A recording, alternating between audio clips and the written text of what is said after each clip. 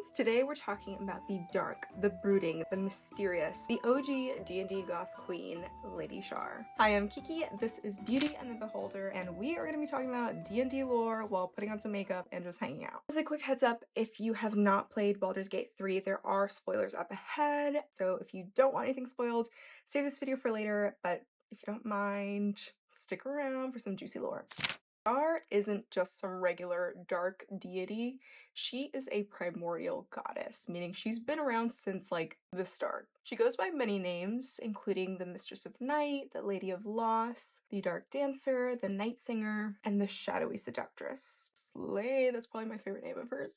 Just in general, she's very dramatic. We're here for the drama. Her entire vibe is darkness, loss, and just general misery. Like the perfect dinner party guest. I love her aesthetic though, my gosh. But anyway, she is a primordial being. So what does that mean? Ao, the basically god of all gods in D&D, he created the realm space, which is essentially just a dark, empty, floating space of nothingness. It's all dark, it's all misty. This is a brand new foundation, so I'm really taking a plunge here by just going straight in. After some time, the matter that's in the realm space comes together to form the twin goddesses, Shar and 𝕻𝖏. They're like yin and yang, like sun and moon, although not like literally. They complement each other perfectly, and they are so close. They consider themselves one being. They're besties. They're so tight-knit, and they get along with each other, everything is fine and hunky-dory. Shar and 𝕻𝖏 then create the heavenly bodies and come together to form Shantaea, who is essentially Mother Earth. All good, all dandy, until one day Shantaea realizes she needs fire and she needs warmth in order for life to thrive. Her body is basically like the earth, and she wants people to be happy. She wants life to thrive and live, and go Shantaea. She asks of Shar and 𝕻𝖏 for the gift of fire and of light. 𝕻𝖏 is like, yeah, baby, of course. Like, that is absolutely something I can help with. Meanwhile, Shar, completely opposite. She flips. She does not want life to form and spread for whatever reason. She does not want Shantaea to be given this gift whatsoever. So naturally, as D&D deities do, they start a war. And during one of the battles of this war, 𝕻𝖏 actually takes a chunk of herself and flings it at Shar. She just like chucks it straight at her. It manages to break off a piece of Shar as well. This fragment that's essentially born of both Shar and 𝕻𝖏 becomes Mystra.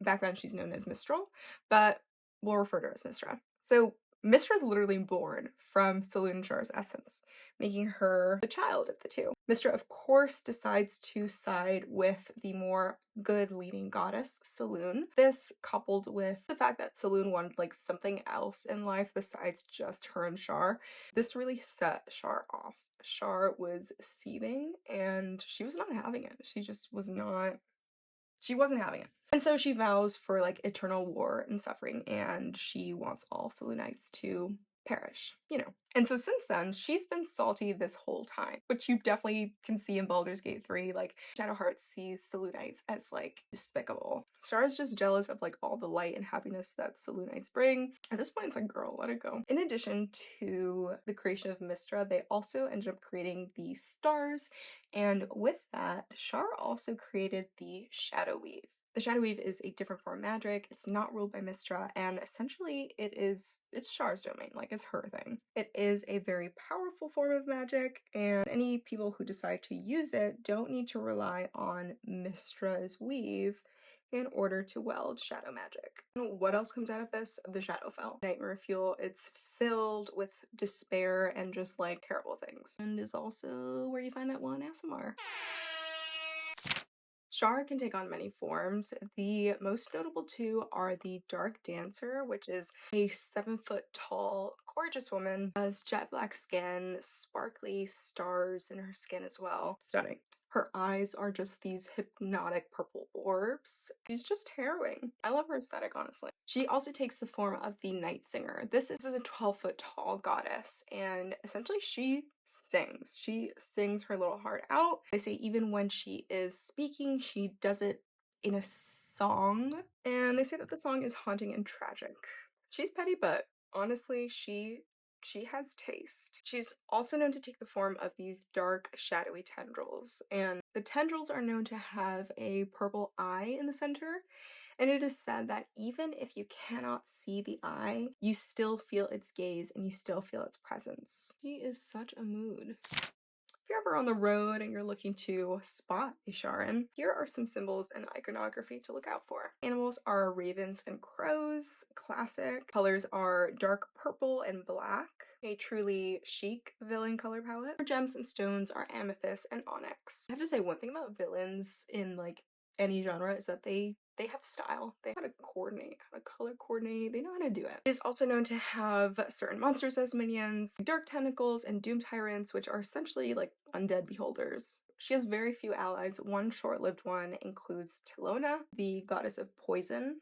Their relationship could be a little finicky. She's sometimes her friend, sometimes not. I believe that she helped 𝕻𝖗𝖈𝖙 take down the 𝕻𝖐𝖗𝖕, and she is also cool with 𝕻𝖗𝖃. He likes death, she likes death. What's there to argue about, really? And of course her ops are 𝕻𝖓𝖋𝖔, classic sibling rivalry, tale as old as time. Who knows when they're gonna make up? Probably never. But also 𝕻𝖗𝖏. She does not like 𝕻𝖗𝖏. 𝕻𝖗𝖏 is just like a reminder of 𝕻𝖓𝖋 betraying her. Now, how do people turn to Shar in the first place? Like, how do you look at such a dark goddess and be like, yeah, that's what I want to follow? I'm glad you asked that. That's a great question. Don't get me wrong, I love an evil playthrough. I don't think I will ever willingly first choose a good playthrough in a RPG like Baldur's Gate, but in real life D&D setting, what is truly the appeal? I noticed that there are kind of three main reasons that people turn to Shar. The first being practicality. Workers like miners, people who have to be in the darkness for long periods of time, they will honor Shar so that she won't, mess with them when they're just like, trying to work and get a paycheck, which is a smart move. Like if I was working in hell every day, like I had to go traverse and clock in, like I'd be like, what up, Satan? Second is people who are suffering from some sort of strong grief. They've encountered a loss, or they are just so disillusioned and bitter. And this includes people like Ketheric Thorm, who turns to Shar at a very low point in his life. And lastly, maybe one of the most common ones, by force. As you learn in Shadowheart's storyline, she was basically kidnapped into being a Sharran, and this is quite common for the cult of Shar. They will often take vulnerable people, they might have some sort of blackmail on them, or they're just in a vulnerable spot. They're just snatching people up left and right. I just realized I've been saying cult of Shar, it's Church of Shar, but I mean, basically the same thing. The Church of Shar is like a whole separate topic that I can make a whole other video on. There's so much lore to like dive into, like all the rituals, all the like different titles and like rules that you could be in the Church of Shar. The main one that we'll cover here is Dark Justiciars. That is a very highly revered position, which of course involves one of the Sharran rituals. In this case, it is sacrificing specifically a Selûnite.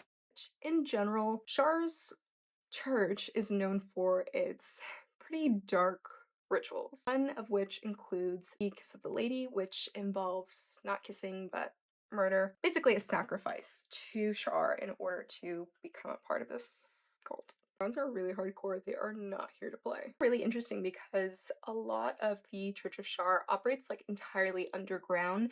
There's not like, a literal Church of Shar that you'll see on the surface in the Forgotten Realms. A lot of their operations, as you see when you go into, the Gauntlet of Shar and Baldur's Gate, a lot of their like headquarters are underground areas and temples, essentially things in the darkness. Shar's followers are pretty much sworn to secrecy. Another one of their rituals involves memory loss, which, as we see our friend Shadowheart underwent. Shar's main thing is kind of like seeing no purpose in life, and so anything that kind of strips her followers of meaning is like totally her jam. If you'd like to play a Shar worshipping character, I think that would be really fun, is if you did a, of course, Cleric of Shar. Shadowheart in vanilla Baldur's Gate is built as a trickery domain cleric, but I really think a darkness domain or even twilight domain cleric works really, really well as a Shar worshipper. Some background inspiration here would be kind of like Shadowheart. Do an acolyte that has always been a part of the Church of Shar for whatever reason, when maybe their family member turned to Shar and raised your character as a Sharran. This, of course, as with like any of the other classes, goes along with a lot of secrecy. And it would be really interesting to see how that affects how you roleplay your character. Rogues are very Sharran, very secretive, very sneaky. Little rogues sneak around, stab things, the name of Shar. This kind of looks like I have a little mustache going on. As a sorcerer, you can absolutely play a shadow magic sorcerer. Maybe they are somehow from, or their family line is from the Shadowfell. Maybe they are connected to that plane in some way, and that's how they got their shadowy powers. Mysterious. And similarly, a wizard, like necromancy, like hello, spooky stuff, Shar, it goes hand in hand, you know? Maybe as a wizard, you're looking to appease Shar, and necromancy is the path that you're taking in order to please the Dark Mistress. The way of the Shadow Monk fits really, really well with Shar too. You take your faith really seriously. Maybe you are very involved with the Church of Shar, and it's less about you being like a rogue who sneaks the night and steals things. You are kind of going on some deeper missions. Infiltrative work. Maybe they are looking to spread Shar's dogma across the Forgotten Realms. Spreading that good word. As much as I make fun of Shar, I really do love her, and her as a concept. I mean, she is the first Forgotten Realms deity that I wanted to make a video on for good reason. She is ancient and has such an impact on the Forgotten Realms. I mean, clearly she's a very big part of Baldur's Gate 3, but even in my first playthrough, I didn't really know how much of a big deal she really was. And then I started learning more about her lore, and I just fell in love. She is so interesting. If you're interested in more juicy lore, I highly recommend the book Mistress of Night. It is one of the Forgotten Realms novels, and it's kind of like a dual. Every chapter skips between like a Sharran and a Selûnite. It's very interesting, gives you a lot of more context and insight into what everyday lives, right, of these factions look like, as well as the Goddesses Unchained. It's a book with different like modules containing certain deities. I also, of course, recommend playing Baldur's Gate, and especially if you play as Shadowheart, that just opens up a little bit more of what that experience is like. It was really fun. Every time I think I'm done, I'm just like, actually, no, I want to add this. I cannot wait to keep talking about this juicy D&D and Forgotten Realms lore. I plan on doing Selûne, Lolth, Leviachar. Let me know if you have any suggestions and what your thoughts on Shar are. I love her. She's problematic, but she's a messy queen. I love a messy queen. Thanks for hanging out with me. I hope you go out and slay your day.